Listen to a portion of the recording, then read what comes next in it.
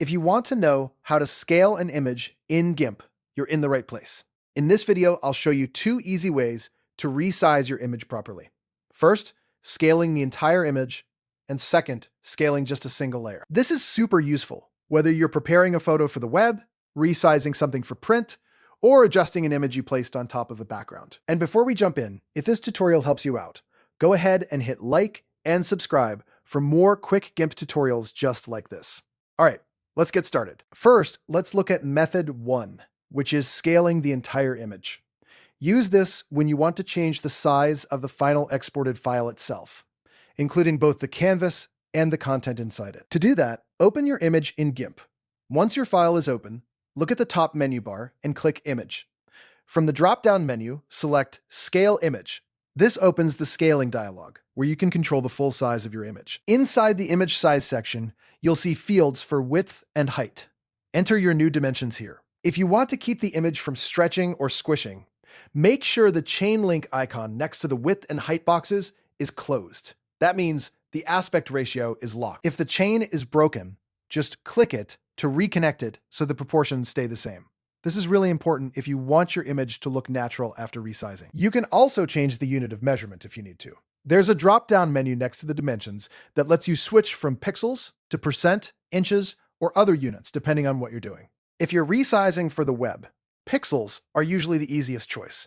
If you're working on print, inches or resolution settings may matter more. Speaking of resolution, you can optionally set the X and Y resolution here as well. A common setting for web use is 72 pixels per inch, while 300 pixels per inch is usually better for high-quality printing. If you're only posting online, you typically don't need to overthink this, but it's good to know where the option is. Next is interpolation quality, and this affects how GIMP smooths the image during resizing. If you're scaling photographs, choose cubic or no halo for good quality results. If you're scaling down text or sharp pixel art, low halo can work better because it helps preserve crisp edges. This step matters because the wrong interpolation can make your image look blurry or messy. Once everything looks right, click the Scale button to apply the changes. GIMP will resize the entire image based on the settings you entered.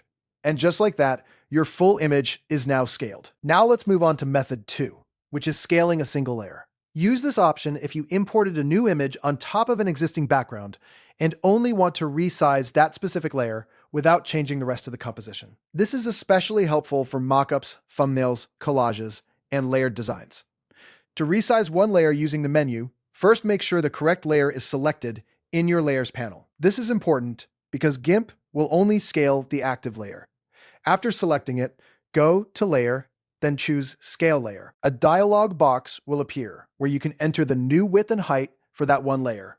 Again, you can lock the aspect ratio if needed, then click Scale to confirm. If you want a more hands-on approach, you can also use the mouse with the Scale tool.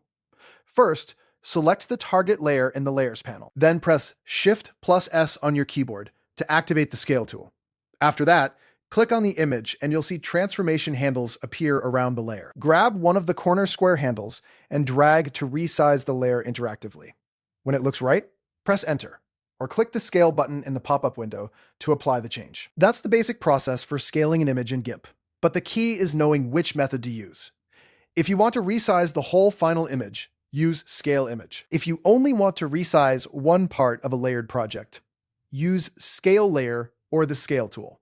Choosing the right method saves time and keeps your design looking clean and professional. If this video helped you, please hit the like button, subscribe to the channel, and turn on notifications so you don't miss the next GIMP tutorial. Thanks for watching, and I'll see you in the next one.